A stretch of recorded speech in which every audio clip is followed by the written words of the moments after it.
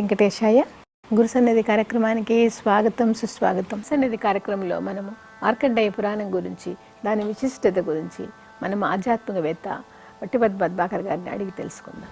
నమస్కారం గురువుగారు. గురువుగారు, అసలు మార్కండేయ పురాణం ఎవరి చేత చెప్పబడింది, ఎలా ప్రారంభమైంది? ఓం సర్వచైతన్య రూపాం తాం ఆద్యాం విద్యాంచ ధీమహి బుద్ధిం యా నః ప్రచోదయాత్ సృష్టౌ యా సర్గరూపా జగదవన విధౌ పాలినీ యా చ రౌద్రీ సంహారే చాపి యస్యా జగదిదమఖిలం క్రీడనం యా పరాఖ్యా పశ్యంతి మధ్యమాథో తదను భగవతి వైఖరీ వర్ణరూపా సాస్మద్వాచం ప్రసన్నా విధిహరి గిరిజారాధితాలంకరోతు. శ్రీ మహాగణాధిపతే నమః. శ్రీ గురుభ్యో నమః.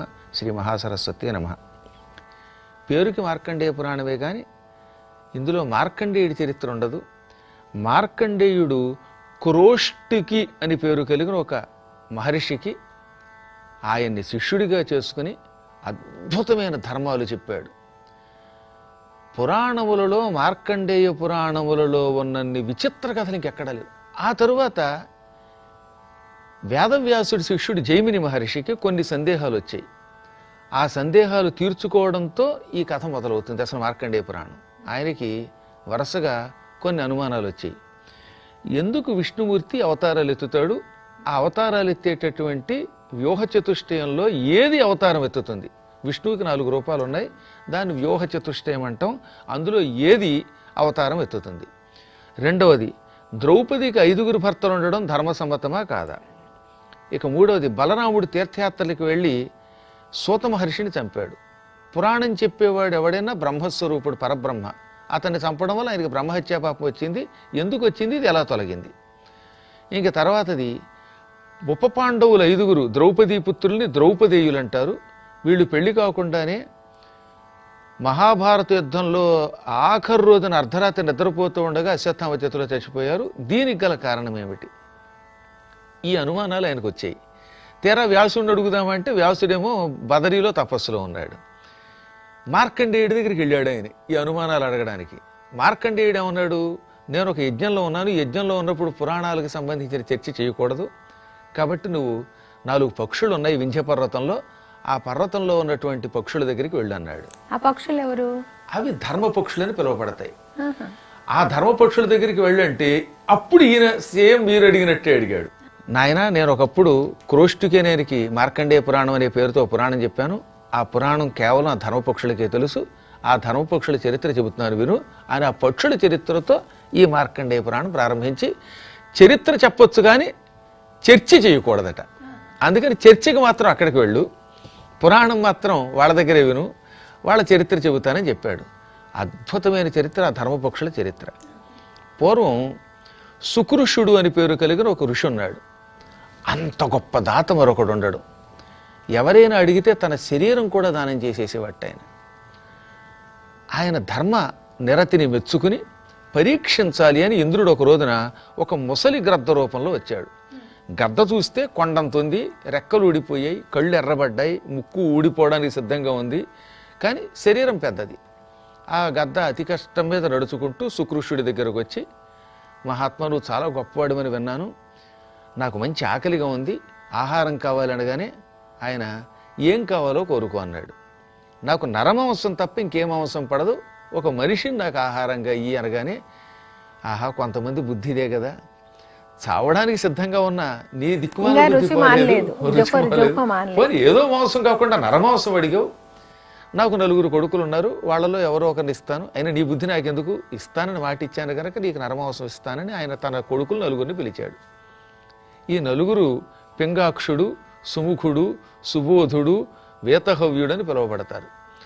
ఈ 4గురిని పిలిచి ఒక్కళ్ళ తర్వాత ఒకళ్ళని, నాయనలారా, ఈ ముసలి గద్దకి ఆహారం ఇస్తానన్నాను, మీలో ఒకరు ఆహారం ఇవ్వండి అనగానే వాళ్ళు 4 తండ్రిని చెడామడా తిట్టి, నువ్వు తండ్రివా ఎండ్రివా, పీత కనీసం తన కడుపు తాను చీల్చుకుని చచ్చి పిల్లలకి జన్మనిస్తుంది, నువ్వేమో పిల్లల్ని చచ్చిపోమంటావు అని తిట్టారు.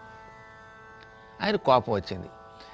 మీకు జన్మనిచ్చాను, జన్మ ఇచ్చినప్పుడు మంత్రోపదేశం చేస్తున్నప్పుడు నాన్న నీ కోసం ప్రాణం ఇస్తాము అని మీరు ప్రతిజ్ఞ చేశారు. అటువంటిది ఇప్పుడు ఆహారం అవ్వమంటే నన్ను తిట్టారు గనక మీరు పక్షులైపోండి అని చెప్పించాడు.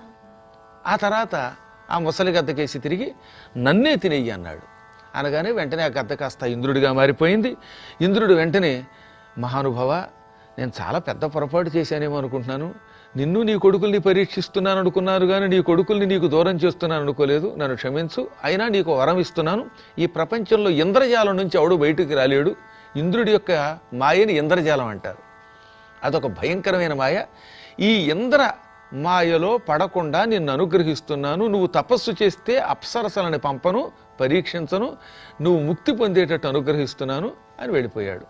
అదైపోతే ఇప్పుడు కొడుకులు వచ్చి కాళ్ళ మీద పడి, నాన్న శరీరం అంటే ఎవరికైనా మమకారమే కదా, క్షణికోద్రేకంలో మేము కూడా నిన్ను తోలనాడాం, నువ్వు అంతే ఉద్రేకంతో మమ్మల్ని పక్షులైపోమన్నావు, ఆ పక్షి జన్మలో నానాయాతన పడలేం, మమ్మల్ని అనుగ్రహించమనగా మీరు ద్రోణుడు అని పేరు కలిగిన ఒక పక్షికి పిల్లలుగా పుడతారు.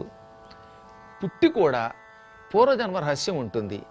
ఈ విద్యలన్నీ మీకు గుర్తుంటాయి. కాబట్టి మీరు పక్షి రూపంలోనే వేదాలు చదువుకోండి. మీ దగ్గరికి జైమిని అని ఒక ఆయన వస్తాడు. ఆయనకి ధర్మ సందేహాలు తీర్చండి. మార్కండేయుడు క్రోష్టుకి చెప్పిన పురాణం అంతా ఆయనకి చెప్పండి. మార్కండేయ పురాణం విన్నా ఇతరులకు చెప్పినా అటువంటి వాళ్ళకి పూర్వజన్మ కర్మలు తొలగిపోతాయి, ఆ జన్మతో వాళ్ళకి విముక్తి వస్తుంది, ముక్తి వస్తుంది అని వరం ఇచ్చాడు.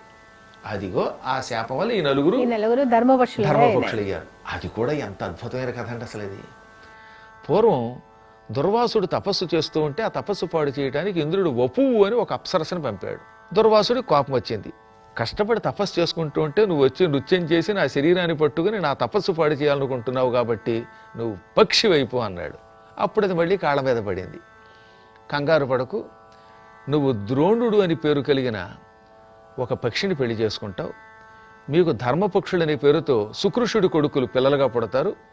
నీ కడుపు తెగి అందులోంచి గుడ్లు పడగానే నీకు శాప విముక్తి అవుతుంది. మహాభారత యుద్ధంలో అర్జునుడు వేసే బాణం వల్ల నీ పొట్ట తెగిపోతుంది. అప్పుడు నీ కడుపులో ఉన్న గుడ్లు కింద పడతాయి. అప్పుడు నువ్వు తిరిగి స్వర్గానికి పెడతావని వరం ఇచ్చాడు. మళ్ళీ ఈ వపువు పక్షిగా మారిపోయింది. ఆ కాలంలో ద్రోణుడు అని పేరు కలిగిన ఒక పక్షి ఉంటే ఆ పక్షిని పెళ్లి చేసుకుంది. అదొక గుదిగుచ్చినట్టు, ఒక మాలగుచ్చినట్లుగా అద్భుతంగా ఉంటుందండి. అందుకే ఆ కథ చాలా వింత అంటారనమాట. ఇదే కృష్ణుడి యొక్క లీలట. ఇప్పుడు ఈ ద్రోణుడు ఈవిడ గర్భవతి అయ్యాక ఈ వపు తన దారిని తన తపస్సుకి వెళ్ళిపోయాడు. ఆయన పక్షి కూడా అయ్యి కూడా జ్ఞాని వెళ్ళిపోయాడు. ఈవిడ పాపం ఆహారం కోసం అక్కడ వెతుకుతూ ఉండగా సరిగ్గా మహాభారత యుద్ధం జరుగుతోంది. అందులో అది 12వ రోజు యుద్ధం. ఆ రోజు యుద్ధంలో భగదత్తుడని ఒకడున్నాడు. వాడు నరకాసురుడి కొడుకు. నరకాసురుడు చచ్చాక భూదేవి వైష్ణవాస్త్రం ఆయనకి ఇప్పించింది. ఈ వైష్ణవాస్త్రం వాడి చేతిలో ఉంటే వాడికి చావు ఉండదు.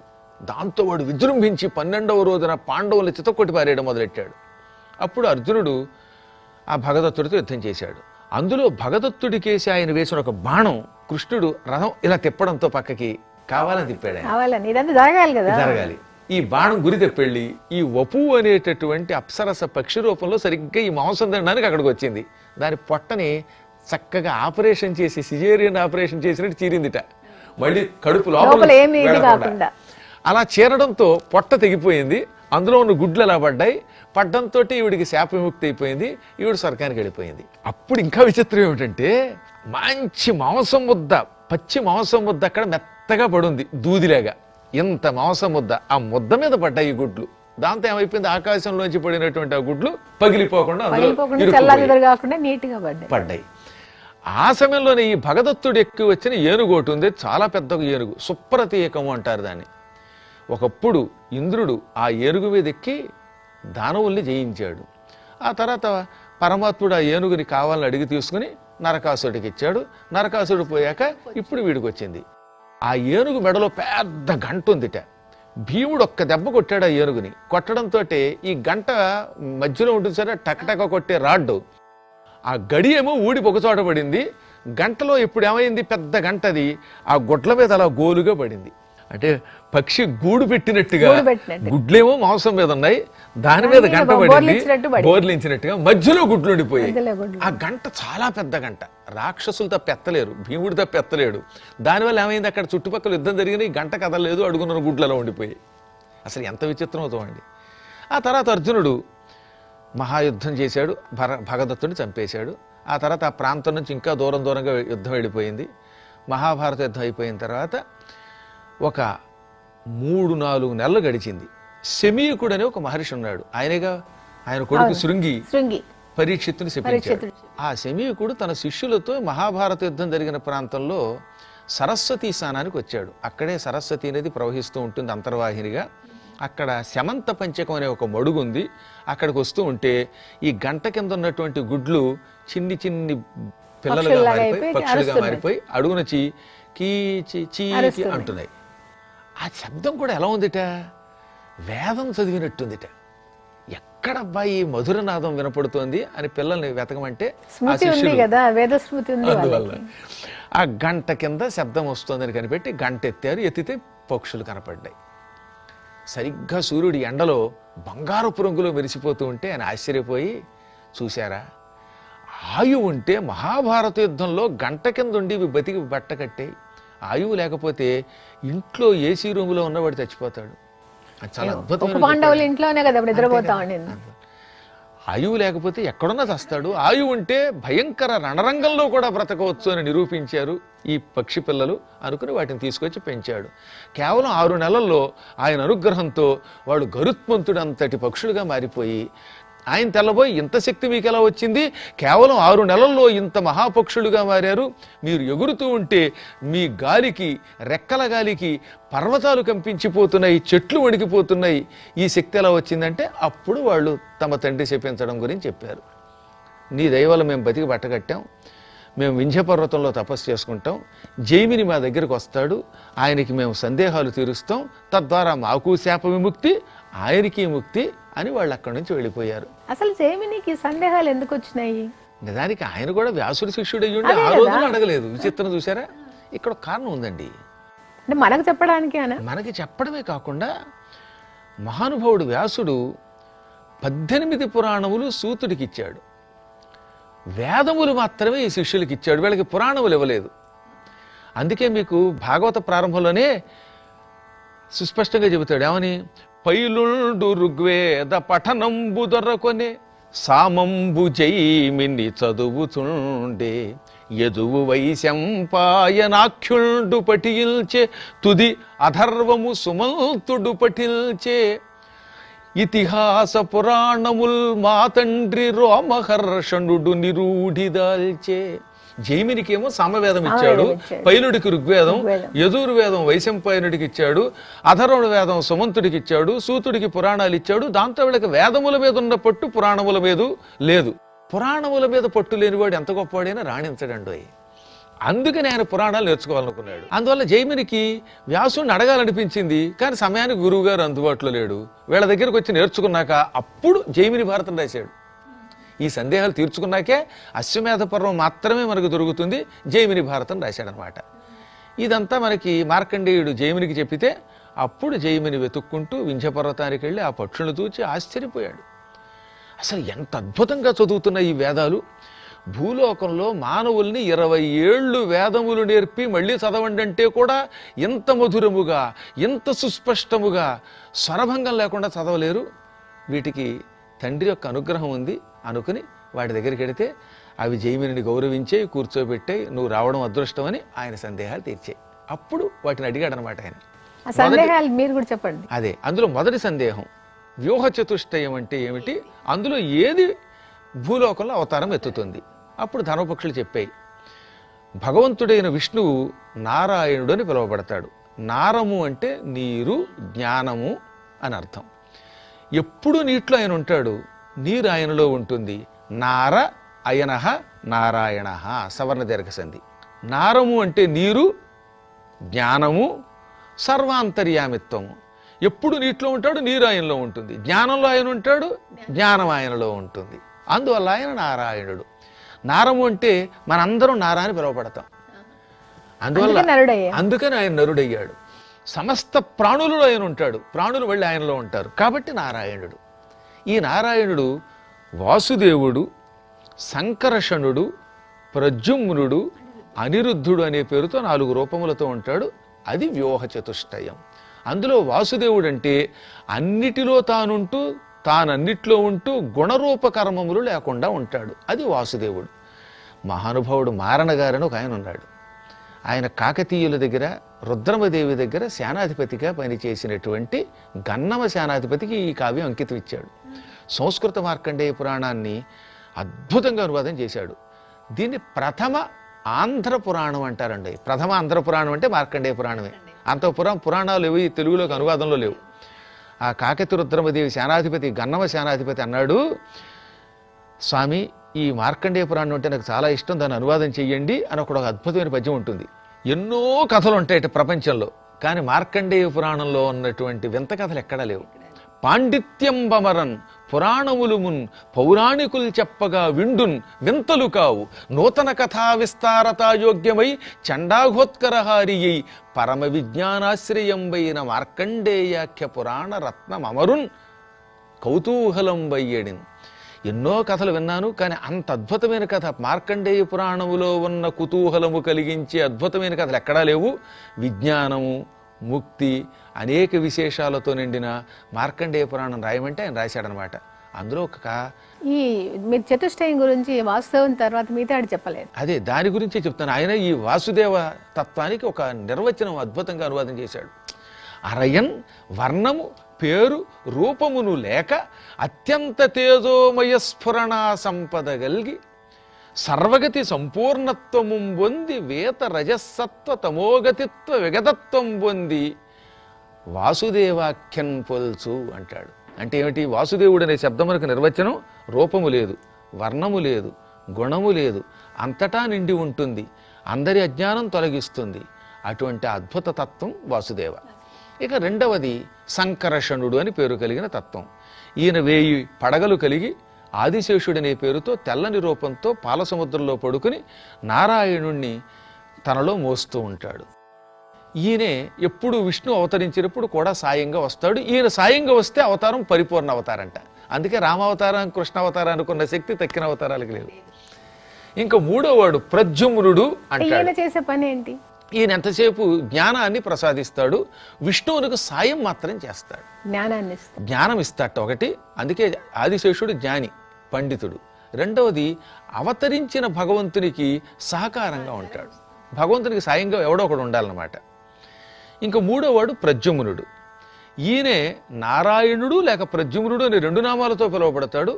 అవతారాలు ఎత్తేవాడు ఈయన, ఈ తృతీయమూర్తి. ఈయన 22 అవతారాలు ఎత్తాడు. కృష్ణావతారం, రామావతారం ఎత్తినటువంటి వాడు, నరసింహావతారం ఎత్తినవాడు, ఎప్పటికప్పుడు దుష్ట శిక్షణ శిష్టరక్షణ చేసేవాడు, యదా యదా హి ధర్మస్య అనే శ్లోకానికి నిర్వచనమైన వాడు ఈ 3వ మూర్తి ప్రద్యుమ్న లేక నారాయణ.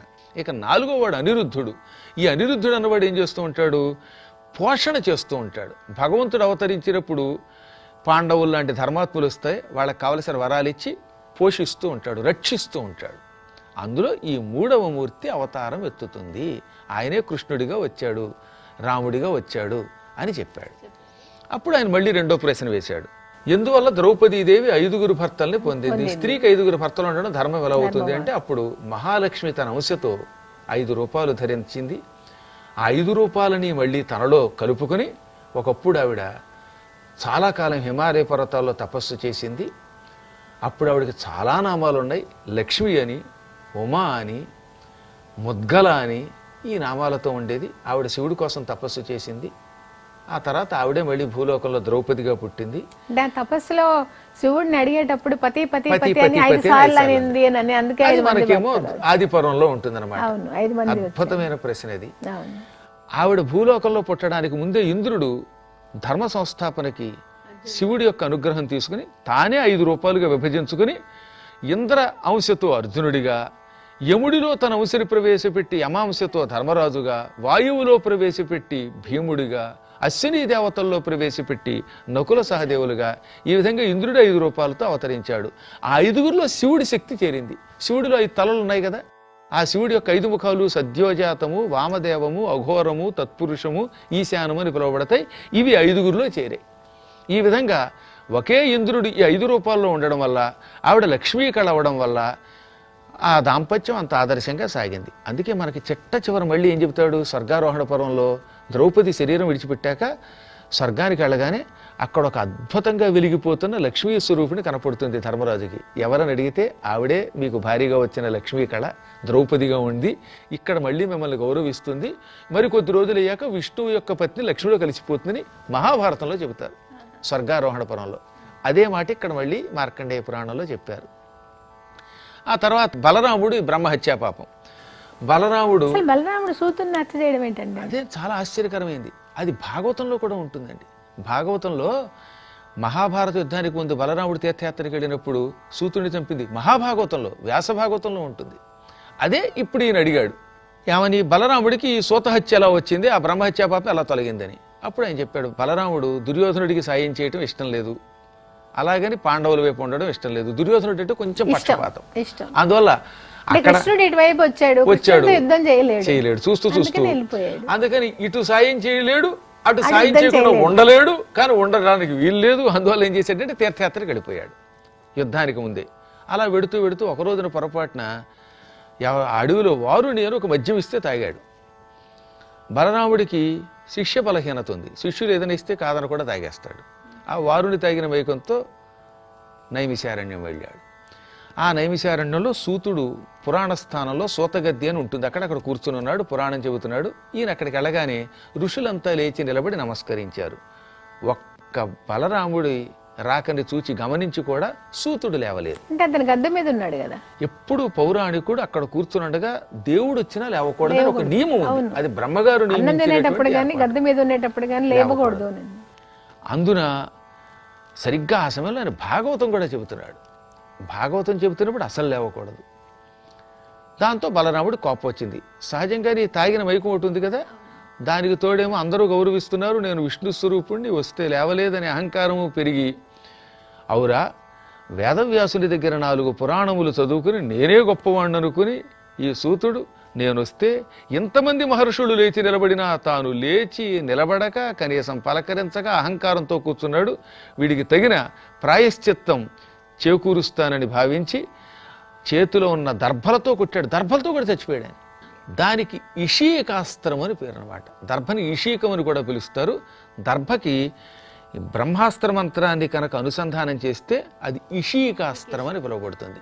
ఈ ఇషీక అనే అస్త్రం అయిపోయి ఈ బలరాముడు విసిరినటువంటి దర్భ టక్కనల తగలడంతో సూతుడు కింద పడి చచ్చిపోయాడు. దాంతో బలరాముడి శరీరం నల్లగా మారిపోయింది బ్రహ్మహత్యా పాపంతో. అక్కడున్న ఋషులు పైనున్న భూతాలు హాహాకారాలు చేశాయి. బలరాముడు కంగారు పడ్డాడు, మత్తు దిగింది. అప్పుడు ఋషులు వచ్చి, నువ్వే ఒక పౌరాణికుణ్ణి బ్రహ్మస్థానంలో ఉన్నవాడిని చంపితే ఇంక తక్కిన వాళ్ళు పాపాలు చేయకుండా ఉంటారా? కాబట్టి ఈ పాపానికి ప్రాయశ్చిత్తం చేసుకో అనగా, ఏం చేస్తే పాపం పోతుంది అన్నాడు ఆయన. ఆయనకి మేము బ్రహ్మస్థానం ఇచ్చాం, ఆయన చావకూడదు, కాబట్టి ఆయన బ్రతికిస్తే మంచిదనగా, చచ్చిన వాడిని బ్రతికిస్తే అది సృష్టికి వ్యతిరేకం అవుతుంది, అది కృష్ణుడు చేయాలి, నేను చేయకూడదు. కాబట్టి ఓ పని చేద్దాం, వేదము ఆత్మావై పుత్రనామాసి అంటోంది, తండ్రే కొడుకు రూపంలో ఉంటాడు. కాబట్టి ఈ రోమహర్షణుడి కొడుకు చిన్న రోమహర్షణుడు ఉన్నాడు, ఆయన రౌమహర్షిని అంటారు. ఆయనకి సూత పదవి ఇచ్చి ఈ తండ్రి ఆయువు ఆయనకి ఇస్తాను, మిగతా పురాణములు ఆయన చెబుతాడు. ఈయన్ని నా తపశ్శక్తితో బ్రహ్మలోకానికి పంపుతాను, ఇంక అంతకంటే కావాల్సిందే ఉంది, ఎవరికైనా బ్రహ్మలోకమే కదా కావాలి అని ఈ ఉగ్రశ్రవుణ్ణి బ్రహ్మలోకానికి పంపాడు. ఆయన ఆయువు కొడుక్కిచ్చాడు. అందువల్ల ఇప్పుడు మనం వింటున్న తక్కిన పురాణాలన్నీ ఈ తండ్రి కొడుకైన రోమహర్షణుడి కొడుకైన రౌమహర్షణి. ఈతడు సూతుడే, అతడు సూతుడే. ఈ విధంగా చిన్న ఆయనకి మొత్తం ఆయువు ఇచ్చి ఆయన్ని బ్రహ్మస్థానంలో కూర్చోబెట్టాడు. ఈయన్ని బ్రహ్మలోకానికి పంపాడు. అప్పుడు బలరాముడిలో 5వ వంతు నలుపు తగ్గిందిట, ఇంకా 4 వంతులు నలుపు పడిపోయిందిట. అంటే పూర్తిగా పాపం పోలేదు. అప్పుడు మళ్ళీ ఇంకా పూర్తిగా పాపం పోలేదంటే ఎల్వలుడు అనే ఒక రాక్షసుడు ఉన్నాడు, వాణ్ణి అగస్త్యుడు చంపాడు. వాతాపి ఎల్వలుడు, వాళ్ళిద్దరిని అగస్త్యుడు చంపాడు. ఆ ఎల్వలుడి కొడుకు పేరు పల్వలుడు. వాడు మా యజ్ఞాలు పాడు చేస్తున్నాడు, వాణ్ణి చంపితే ఇంకొంత పాపం పోతుందనగా అక్కడ ఆగి వాణ్ణి చంపాడు. చంపితే ఇంకొక వంతు పాపం పోయింది, ఇంకా 3 వంతులు మిగిలింది. అంటే ఆ హత్యా పాపం 5 వంతులై ఆయన శరీరాన్ని పట్టుకుందనమాట. అప్పుడు ఆయన మళ్ళీ వాళ్ళ సలహాతో తీర్థయాత్రలు చేశాడు. రామేశ్వరం వెళ్ళి స్నానం చేస్తే 3వ వంతు పాపం కూడా పోయింది. 4వ వంతు పాపం మళ్ళీ కంచికొస్తే పోయింది. 5వ వంతు పాపం వెంకటాచలానికి వచ్చి పుష్కరిణిలో స్నానం చేస్తే పూర్తిగా పాపం పోయింది. అందుకే వెంకటాద్రికి వచ్చి స్నానం చేశాడని భాగవతంలో కూడా ఉంటుంది.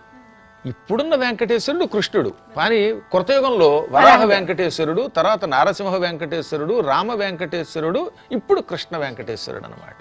ఇప్పుడు బ్రహ్మహత్యా పాపం ఆయనకి తొలగిన కథ విన్నాక అప్పుడు బలరాముడు అన్నాడు అనమాట, తీర్థయాత్రలకు వెడుతున్నవాడు పొరపాటు కూడా మద్యపానం చెయ్యరాదు.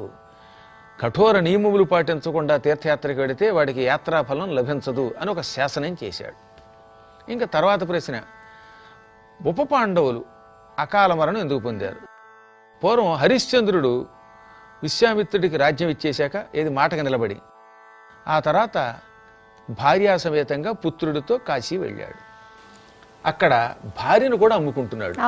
ఆ అమ్ముకుంటున్నప్పుడు కదులు అని విశ్వామిత్రుడు కర్రతో కొట్టాడు ఆవిడ్ని. ఆవిడ పేరు శైబ్య, అసలు పేరు శిబి కూతురు. శిబి చక్రవర్తి ఉన్నాడే ఆయన కూతురు కాబట్టి శైబ్య అంటారు. తర్వాత చంద్రమతిని రెండో పేరు. కొట్టడంతో ఆ సమయంలో స్వర్గం నుంచి విశ్వదేవతలు అక్కడికి వచ్చారు. విశ్వదేవతలు 5గురు వాళ్ళు అక్కడికి వచ్చి, విశ్వామిత్ర ఎంత క్రూరుడివి, ఆడవాళ్ళని ఎవరైనా కొడతారా, అందున పరమపతివ్రత అయిన చంద్రమతిని కొట్టావు అని విశ్వామిత్రుడిని తెగ తిట్టారు. మామూలు తిట్టడం కాదు, దాన్ని దర్శనము అంటారు సంస్కృతంలో. దాంతో విశ్వామిత్రుడు కోపం వచ్చింది. ఇందులో ఉన్న పరమార్థం మీకేమి తెలుసురా అర్భకుల్లారా, నన్ను ధిక్కరించారు గనక మీరు భూలోకంలో ద్రౌపదికి ఉప పాండవులు ద్రౌపదేయులనే పేరుతో పుట్టండి, పెళ్లి పెటాకులు లేకుండానే చివరికి యుద్ధరంగంలో నిద్రపోతున్నప్పుడు అశ్వత్థామ చేతిలో దుర్మరణం పాలవ్వండి అని శపించాడు. అంతే. ఆ శాపం వల్ల ఈ విశ్వదేవతలు ఈ వరసగా ధర్మరాజుకి, భీముడికి, అర్జునుడికి, నకులుడికి, సహదేవుడికి ద్రౌపది ద్వారా పుట్టి ఉప పాండవులని పిలువబడి ద్రౌపదేయులని పిలువబడి ఇదిగో యుద్ధరంగంలో అశ్వత్థామ చేతులు వాళ్ళే విశ్వదేవతలు. విశ్వదేవతలే పితృదేవతల స్థానంలో కూర్చుంటారు. తద్దినాలు పెట్టేటప్పుడు ఒకళ్ళని పితృస్థానంలో ఒకళ్ళని విశ్వదేవత స్థానంలో కూర్చోబెడతారే, ఆ విశ్వదేవతలలో వీళ్ళే. కాకపోతే కలియుగం అవడంలో 5గురు బదులు ఒక్కళ్ళు కూర్చోబెడుతున్నాం ఇప్పుడు, కానీ పూర్వం 5గురు ఉండేవారు. ఆ 5గురు అలా చచ్చిపోయారట. అందుకని ఆ మరణానంతరం తిరిగి విశ్వదేవతలు అయ్యారు. చూసారు ఎంత అద్భుతమైనది ఇది. జయముని సందేహాలు వరసగా ద్రౌపది పంచభర్తృత్వకం, బలరామ హత్య, వ్యూహ చతుష్టయం, ఇదిగో ఇది అయిపోయింది.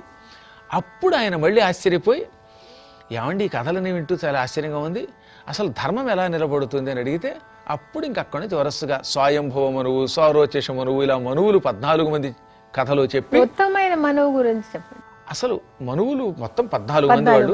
స్వయంభువుడు మొదటి, స్వరోచిషుడు, 3వవాడు ఉత్తముడు, 4వవాడు తామసుడు, 5వవాడు రైవతుడు, 6వవాడు చాక్షుషుడు, 7వవాడు వైవస్వతమను. ఇప్పుడు మనం 7వ వైవస్వత మన్వంతరంలో ఉన్నాం. ఆ తర్వాత వచ్చేవాడు సూర్య సావర్ణి, తర్వాత మేరు సావర్ణి, దక్ష సావర్ణి, రుద్ర సావర్ణి, బ్రహ్మ సావర్ణి, రౌచ్యుడు, భౌత్యుడు. అన్ని చరిత్రలు అందులో అద్భుతమే. ఇంకా సారోచషమును సంభవం అయితే చెప్పక్కర్లా. అసలు ఆ రోజుల్లో విని పులకించిపోయేవారు. శ్రీకృష్ణదేవరాయలు అలసాని పెద్దన చేత ఈ సారోచషమును సంభవాన్ని మార్కండేయ పురాణంలోంచి తీసుకుని 628 గద్యపద్యాలుగా రాయించాడు. మీరు అడిగిన ఉత్తమ మనువు కథ చెప్పుకుందాం. ధ్రువుడు అని ఒక మహానుభావుడు ఉన్నాడు. స్వయంభవ మనువుకి ఉత్తానపాదుడు అని ఒక కొడుకున్నాడు. ప్రియవ్రతుడు పెద్ద కొడుకు, ఉత్తానపాదుడు రెండోవాడు. ప్రియవ్రతుడంతా అటు మొత్తం వెస్టర్న్ కంట్రీస్ అని పరిపాలించాడు. ఉత్తానపాదుడు మన ఏషియన్ కంట్రీస్ని పరిపాలించాడు, ఆసియా దేశాలని. ఈ ఉత్తానపాదుడికి సురుచి, సునీతి అని 2 భార్యలు. అందులో పెద్ద భార్య కొడుకు ధ్రువుడు, రెండో భార్య కొడుకు ఉత్తముడు. ఓ రోజున ధ్రువుడు తొడ మీద కూర్చోవడం, ఈ కథంతా మీకు తెలుసున్నదే, అదంతా నేను చెప్పట్లేదు ఇప్పుడు. ఆ తర్వాత ధ్రువుడు తపస్సు చేశాడు, చాలా గొప్పవాడయ్యాడు.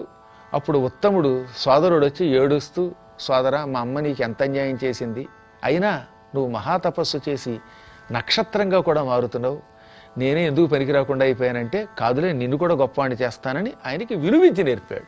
ఈ విలువిద్య నేర్పడం వల్ల వీడేం చేశాడు, రెచ్చిపోయి ఒక రోజున యక్షులున్న కొండకి వెళ్ళాడు. హిమాలయ పర్వతంలో సౌగంధిక పుష్పాలు ఉండేటటువంటి పరమ పవిత్ర పర్వతం అది, గంధమాదన పర్వతం. అది కుబేరుడి స్థానం అది. అక్కడ యక్షులతో యుద్ధం చేస్తే వాళ్ళు చంపేశారు. దాంతో చాలా కోపం వచ్చేసింది ధ్రువుడికి. నా సోదరుడు, నాకు శిష్యుడు, అటువంటి వాణ్ణి చంపారా అని వెళ్ళి ధ్రువుడు భయంకర యుద్ధం చేసి 5 కోట్ల మంది యక్షులు చంపేశాడు. అప్పుడు స్వయంభూమనువు ప్రత్యక్షమై, ఏమిటి పిచ్చ, విష్ణు భక్తుడు వెయ్యుండి హింస చేస్తావా అంటే, ఏమిటో తెలియదండి, నన్ను కూడా రజోగుణం పట్టుకుంది అని బాధపడితే అప్పుడు విష్ణువు ప్రత్యక్షమై, ఈ యక్షుల్ని ఒకప్పుడు ఉత్తముడి వల్ల ధ్రువుడి చేతిలో చావండి, అంటే ఉత్తముడిని చంపండి, తద్వారా ధ్రువుడి చేతిలో చావండి అని దుర్వాసుడు శపించాడు. ఆ శాపం వల్ల చంపావు, నీ తప్పేమీ లేదు, నీ కోరిక మీద ఉత్తముడిని మళ్ళీ బ్రతికిస్తున్నాము అని వాడిని పునర్జన్మెత్తేలా చేశారు. ఇప్పుడు ఈ ఉత్తముడు పునర్జన్మెత్తాక వీడు మహాపరాక్రమవంతుడయ్యాడు. వీడు భూమిని పరిపాలించాడు. ఇతని భార్య పేరు బహుళ, పరమసుందరి. అదేం కర్మమో, పెళ్ళయిన దగ్గర నుంచి ఇతనికి భార్య మీద వ్యామోహం, భార్యకి ఇతనంటే అసహ్యం. ఈయన అన్నం తినంటే, అన్నం ఎందుకు తినాలి, సొన్నం తినకూడదా అనేది, చీర కట్టుకోమంటే చీర ఎందుకు కట్టుకోవాలి, గోచి కట్టుకోకూడదా, ఇలా ఏదో వ్యతిరేకంగా మాట్లాడేది, అసభ్యంగా మాట్లాడేది. పని ఇప్పుడు ఏదో వ్యతిరేకంగా మాట్లాడినా పర్వాలేదు, చీర కట్టుకోమంటే గోచి అనే పదం వాడని వాడతాడా మరి, అలాంటి పదాలు వాడేది. దాంతో ఇతనికి బాధ కలిగేది. కానీ భార్య మీద వ్యామోహం వదలలేకపోయేవాడు. ఒక రోజున ఈ ఉత్తముడితో చదువుకున్నటువంటి విద్యార్థులు వచ్చారు, స్నేహితులు. వాళ్ళందరినీ పిలిచి ఈయన ఒక పానీయం విందిచ్చాడు. ఆ రోజుల్లో పానీయాలంటే చెరుకు రసంతో తయారు చేసి అద్భుతమైన ద్రాక్ష రసాలు, ఇలాంటి మధుర రసాలు ఇచ్చేవారు. అందులో ఒక మధుర రసం భార్యకు కూడా ఇచ్చి, నా స్నేహితులతో కలిసి ద్రాక్షారసం తాగమంటే ఆవిడ ఎగాదిగా చూసి, నీ స్నేహితుల కోసం పార్టీ ఇస్తే నేను తాగుతానా అని గ్లాసు ద్రాక్షరసం మొహం మీద కొట్టింది. స్నేహితులు చూస్తూ ఉండగా అంతటి చక్రవర్తి మొహం మీద కొడితే ఆయనకి మండిపోయింది. స్నేహితులు నిర్ఘాంతపోయారు. ఏదో మహారాజు అనుకున్నాం, ఇంత పరాక్రమవంతుడు, ఇంట్లోకి వస్తే ఇంతే అన్నమాట, అన్నట్టు అయిపోయింది అని నవ్వారు. కోపం వచ్చింది దీనికి. వెంటనే ఒక భట్టుడిని పిలిచి అడవిలో వదిలే భార్యని అన్నాడు. అడవిలో ఆ భట్టుడు వదిలేస్తూ ఉంటే ఆవిడ, అమ్మయ్య నీకు నాకు పేడ వదిలిపోయింది, అడవిలో బతుకుతాను కానీ నీ దగ్గర ఉండనందిట. ఇంకా విరిగిపోయింది దీనికి మనస్సు. ఆవిడ వెళ్ళిపోయింది కానీ ప్రేమ పోలేదుగా. అంత అందగత్తె భార్య నన్ను ఎందుకు వ్యతిరేకిస్తోంది, ఎందుకు ఆవిడని అడవిలో వదిలేను, ఏమిటి కర్మ అని ఆలోచిస్తూ ఉండగా ఆ రాత్రి నిద్ర పట్టలేదు. తెల్లవారుజామున ధర్మఘంట మోగింది. ప్రజలకు ఎవరికైనా కష్టం వస్తే ఒక గంట మోగించేవారు పూర్వం, అది ధర్మఘంట. అంటే అనవసరంగా మోగించకూడదు, కష్టం వస్తేనే మోగించాలి. సరే, ఈయన ఎలాగో నిద్రపోలేదుగా, ఎవరా గంట మోగించారో తీసుకురమ్మంటే అక్కడికి ఒక వేద పండితుడైన విప్రుడు వచ్చాడు. ఆయన, మహారాజా శుభం కలుగ్గాక, నాకు కష్టం వచ్చింది, ఆ కష్టం తొలగించు అంటే, ఏమిటి కష్టం అన్నాడు. నా భార్య 18 రోజులుగా కనపడటం లేదండి, భార్య దూరం అయిపోతే ఆ భర్త యజ్ఞాలకి పనికిరాడు, అసలు భార్యను దూరం చేసుకున్న భర్త బతుకు కూడా బతికేనా, వాడు బతికిన శవంతో సమానం, నా భార్యను వెతికి తీసుకురండి అన్నాడు. సూటిగా గుండెల్లో బాణం గుచ్చినట్టయింది. అంటే అవతలవాడు తన దెప్పడానికి అన్నట్టు కష్టం అన్నట్టు అనిపించింది దీనికి. అనుకుని ఈయన ఏమనలేక, సరే ఇంతకీ నీ భార్య ఎలా ఉంటుంది, అయినా నీ భార్య తప్పిపోతే భట్లుకి చెప్పపోయావంటే, భట్లుకి చెప్పానండి, వాళ్ళు 18 రోజులుగా వెతికి దొరకలేదన్నారు, అందుకే చివరిగా మీ దగ్గరకు వచ్చాను అన్నాడు. సరే మీ భార్య ఎలా ఉంటుందో చెప్పు, పటం ఉంటుందా అంటే పటం లేదన్నాడు ఆయన. వర్ణన చెయ్యనగా, కొండ రూపును, కొండ ఎలా ఉంటుందో అలా ఉంటుందట, పొట్టిగా ఉంటుందట. ఇక పొట్ట, ఆ పొట్ట 2 చేతులకి పొట్ట చివరి భాగం దొరకదండి. ఓహో, చాలా అదృష్టం. ఇంకా తల ఎలా ఉంటుంది, ఆ ముఖంలో దంతములు కొన్నిటు కొన్నట్టు చూస్తాయండి, అంత భయంకరంగా ఉంటాయి. కళ్ళు లోతుకుపోయి ఉంటాయి. ఇంకా జుట్టు ఎలా ఉంటుంది, ఏతాకులు కానీ ముళ్ళు కానీ నెత్తి మీద పెడితే ఎలా ఉంటుందో అలా జుట్టు ఉంటుందండి, చాలా పొట్టి చేతులతో ఉంటుందండి, అసహ్యంగా ఉంటుంది. ఇంత రకంగా వర్ణించాడు. ఇక శరీరపు రంగు అంటారా, అయ్య బాబాయ్, యముడి వాహనమైన దున్నపోతు కూడా అలా ఉండదు అని చెప్పాడు. ఆయనే చెప్పాడు. చాలా అద్భుతమైన పద్యం మార్కండేయ పురాణంలో మారణగాడు కూడా రాశారు.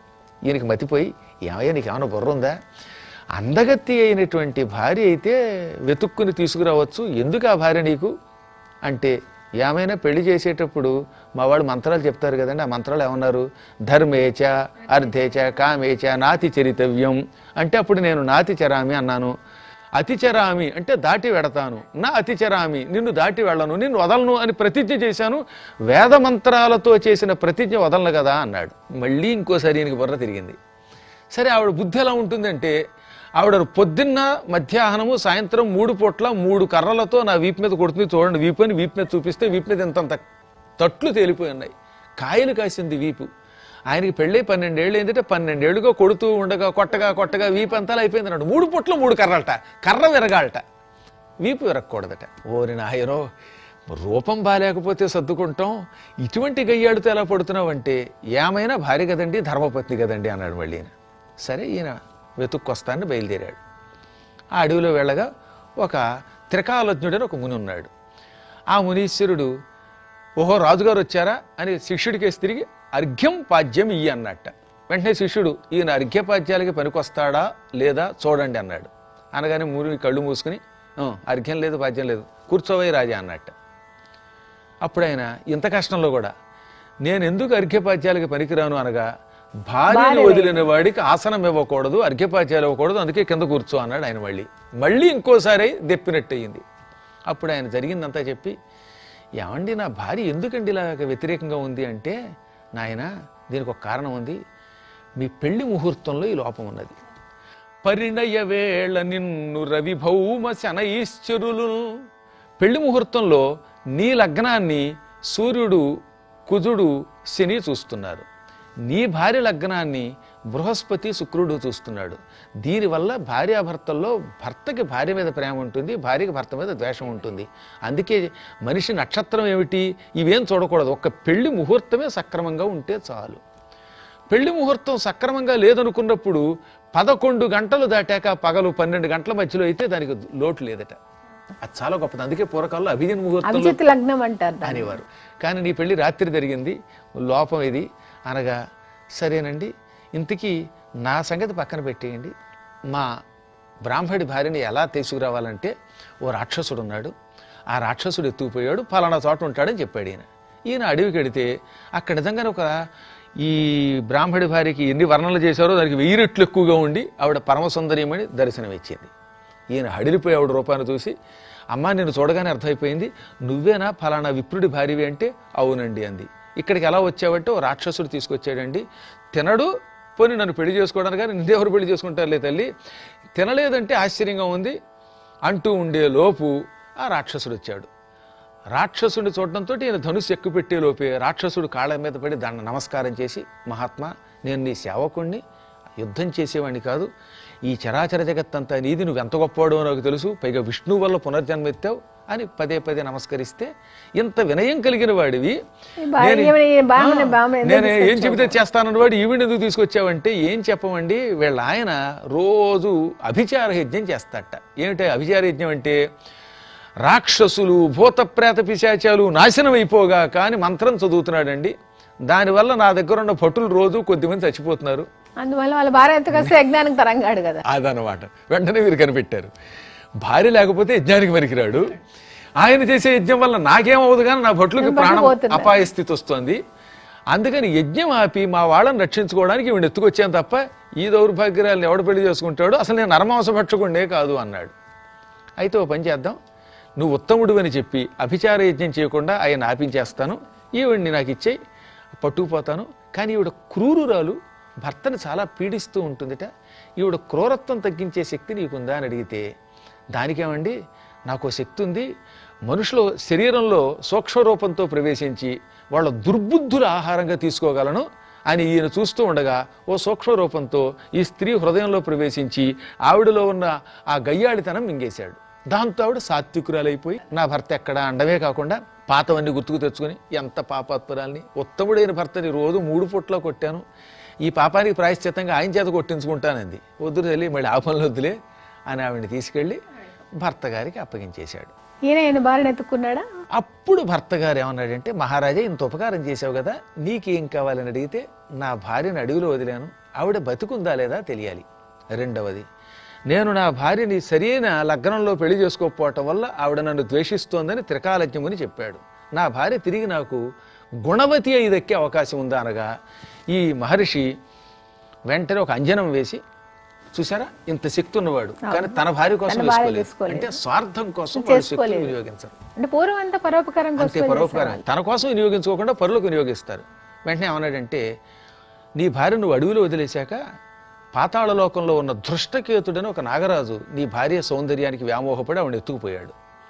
ఆవిడ పెళ్లి చేసుకోమని బతిమాలుతూ ఉంటే ఆవిడ ఒప్పుకోలేదు. నేను భర్త మీదంటే ద్వేషంతో ఉన్నాను కానీ పరపురుషుని అంటుకోనని కఠినంగా ఉన్నది. ఈ లోపు ఏం చేశాడు, ఆయన ఒక చెరసాల్లో పెట్టి రోజు బతిమాలుతున్నాడు. ఆయనకు ఒక కూతురు ఉన్నది, చాలా గొప్పది, ఆవిడ పేరే నంద. ఆవిడ నీ భార్యని రహస్యంగా చెరసాల్లోంచి ఓ చోట దాచేసింది, ఎవరికీ కనపడకుండా. దాంతో తండ్రికి కోపం వచ్చింది. దుర్మార్గురాలా, నేను ఒక స్త్రీని ప్రేమించి పెళ్లి చేసుకుందామని తీసుకొస్తే దాన్ని రహస్యంగా దాచావు గనక నువ్వు మోగవైపో అని శాపం పెట్టాడు. అందువల్ల ఇప్పుడు ప్రస్తుతం పాతాళ లోకంలో ఉన్నది. నేను యజ్ఞం చేసి నీ భార్యని రప్పిస్తాను, ఆ తర్వాత నీ భార్య మనస్సు మారుస్తాను అని ఆ క్షణమే ఒక అద్భుతమైన యజ్ఞం చేసి పాతాళ లోకంలో ఉన్నవాడిని అక్కడికి రప్పించాడు. వచ్చిన తర్వాత ఆవిడికి మళ్ళీ కోపం పోవాలి కదా, భర్త మీద ప్రేమ రావడం కోసం మిత్ర కామేష్టి యాగం చేయించాడు. పుత్ర కామేష్టి లాగా మిత్ర కామేష్టి ఒకటి ఉన్నది.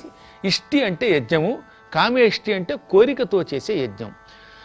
శత్రువులు మిత్రులు కావాలని చేసే యజ్ఞమేమో మిత్రకామేష్టి, కొడుకులు కావాలని కోరికతో చేస్తే పుత్రకామేష్టి. అందువల్ల ఆయన మళ్ళీ మిత్రకామేష్టి యాగం చేయగానే మిత్రకామేష్టి లేక మిత్ర విందారు కూడా, విందాన్న యజ్ఞమే. ఆ యజ్ఞం చేయడంతో ఆ భార్య మనసు మారిపోయిందండి. ఆయన కాళ్ళకి నమస్కరించి నేను ఎంతో పాపం చేశాను, ఇంక నుంచి జాగ్రత్తగా ఉంటాను అన్నది. ఇప్పుడు ఇంత అద్భుతంగా నాకు దాంపత్య జీవితం లభించింది గనక మెచ్చుకున్నాను, నీకేం కావాలో కోరుకో అంటే నా కోసం నాగరాజు గారి కూతురు మోగదైపోయింది, ఆవిడ మోగతనం పోగొట్టండి అంది. చూసారా ఎక్కడికక్కడ కృతజ్ఞత. అప్పుడు మళ్ళీ ఈ బ్రాహ్మడి చేతే సారస్వతమని యజ్ఞం చేయించాడు, సరస్వతి యాగం. సారస్వతేష్టి చేయడంతో ఆవిడికి మోగతనం పోయింది. అప్పుడు ఆవిడొచ్చి మీకు ఒక మంచి కొడుకు పుడతాడు, వాడు మనువు అవుతాడని దీవించింది. ఈ ఉత్తముడికి ఈ బహుళకి ఇద్దరికి ఉత్తమమైన కాలంలో, ఉత్తమ నక్షత్రంలో, ఉత్తమ లగ్నంలో దేవతలందరూ ఉత్తముడు కావాలని దీవిస్తూ ఉండగా కొడుకు పుట్టడం వల్ల ఆ కొడుకు కూడా ఉత్తముడని పేరు పెట్టారు. అతడు 3వ మనువు అయ్యాడు. అతడి పరిపాలనలో ప్రజలు అన్ని రకాల ధర్మాలు పరిపాలించారు. ధర్మార్థ కామ మోక్షాలు పరిఢవిల్లాయి. సస్యశ్యామలమయ్యింది భూమి. అతడి పరిపాలనలో విష్ణువు నిరంతరం ప్రజలకు కనపడేవాట. అదిగో అతని పరిపాలనకి సంబంధించిన కథతో ఈ ఉత్తమను మార్కండేయ పురాణంలో దత్తాత్రేయుడి వృత్తాంతం కూడా వస్తుంది కదా, ఆ దత్తాత్రేయుడి వృత్తాంతం గురించి చెప్తారు. ఈ మొత్తం వృత్తాంతాలన్నీ కూడా ఇప్పుడు మనం చెప్పాం స్వయంభవ మనువు దగ్గర నుంచి ఇవన్నీ చెప్పినవాడు ఆ దత్తాత్రేయ చరిత్రలోనే వస్తుంది. పూర్వం భృగు వంశంలో శ్రీవత్స గోత్రంలో భార్గవుడని ఒక ఆయన పుట్టాడు. శ్రీవత్స గోత్రానికి భార్గవ, చ్యావన, ఆపునువాన్, ఔరవ, జామదగ్ని, పంచారషే ప్రవరానితో భృగు వంశస్థులు కనుక భార్గవులు అంటారు. అందులో భార్గవుడని ఒక ఆయన ఉన్నాడు. ఆయనకు ఒక కొడుకు పుట్టాడు. వాడికి 8వ ఏట ఉపనయనం చేశారు. కానీ వాడు ఎప్పుడూ మోగవాడే, మాట్లాడేవాడు కాదు. వాడికి ఎన్ని ప్రయత్నాలు చేసినా చదువు రాలేదు. దాంతో తండ్రి ఊరు తలపట్టుకుని ఏడుస్తూ ఏ జన్మలో పాపమో ఈ దౌర్భాగ్యుడు పుట్టాడు, మోగవాడో చెవిటివాడో తెలియదు, కదలడు మెదలడు అని మహాబాధపడ్డాడు. అప్పటికి ఈ కొడుక్కి 12 ఏళ్ళు వచ్చాయి. 12 ఏళ్ళు ఎవరితో మాట్లాడకుండా అలా కూర్చుంటే పాపం. తండ్రి ఇలా ఏడుస్తూ ఉంటే టక్కున ఈ కుర్రాడు వచ్చి, ఎందుకయ్యా ఏడుస్తావు, నేను నువ్వు చెప్పినటువంటి ఆ ఉపనయనాలు ఎన్నో జన్మల్లో చేసుకున్నాను, ఎన్నో పురాణాలు చదివాను, ఎంతో మందికి పాఠాలు చెప్పాను, ఆ గాయత్రి మంత్రం చేశాను, వేదాలు చదువుకున్నాను, ఆడగా మగగా నపుంసకుడిగా కుక్కగా నక్కగా పందిగా పిల్లిగా దోమగా ఎన్నో ఎత్తాను. నాకు 60,000 జన్మలు గుర్తున్నాయి, అందులో 15,000 పాత జన్మలు ఇంకా బాగా గుర్తున్నాయి. అందుకే విసిగిపోయి జన్మ ఎత్తాక సుఖం లేదనుకుని మౌనంగా ఉండి తపస్సు చేసుకుంటూ ఉంటే నువ్వు ఏడ్చి నన్ను ఈడ్చి బయటికి లాగావు అన్నాడు. దాంతో వాడికి మతిపోయి, ఓహరి అన్నీ తెలుసుండి కూడా ఇలా మోగతనంతో ఉన్నావు అనమాట, అసలు నీకు ఈ జన్మలు ఎలా గుర్తున్నాయి అని అడిగితే అప్పుడు ఆయన చెప్పాడు, ఈ జన్మకి ముందు జన్మలో ఆయన గొప్ప గురువుట, చాలా గొప్ప గురువు.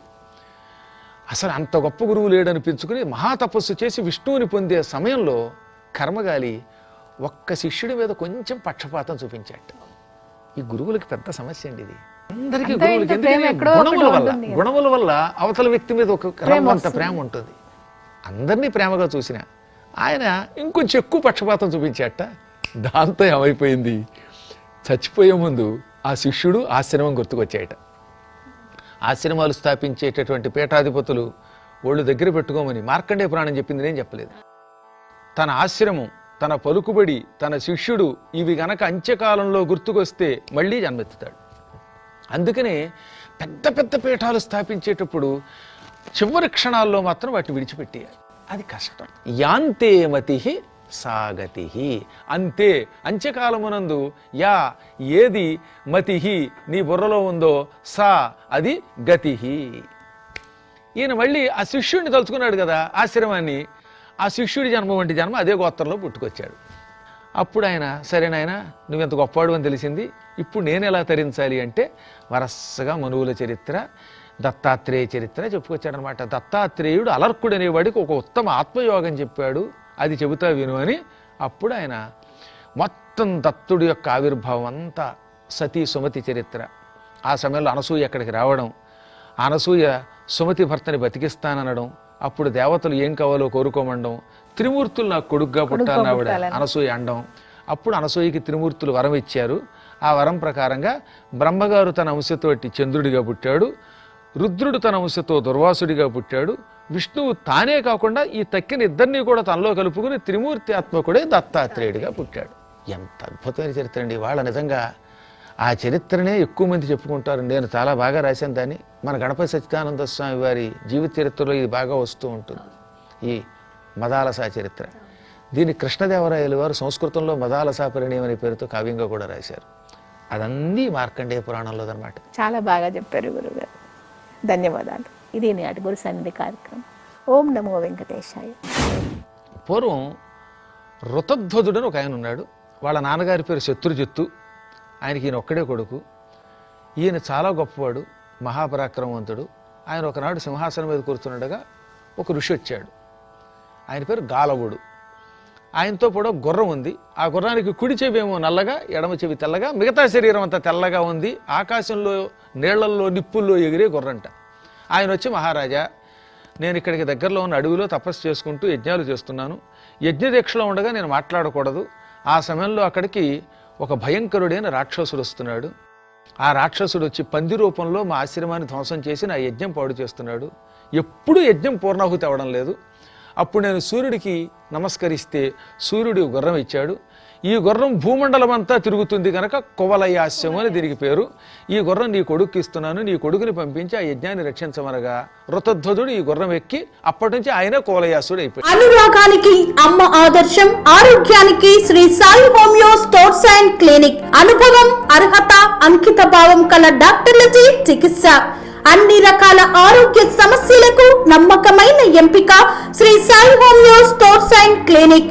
డయాబెటిస్, కీళ్ల నొప్పులు, సయాటికా, వెన్నుముక సమస్యలు, థైరాయిడ్, నిద్రలేమి, మానసిక సమస్యలు, ఋతు సమస్యలు, అన్ని రకాల దీర్ఘకాలిక వ్యాధులకు ప్రత్యేక హోమియో వైద్యం.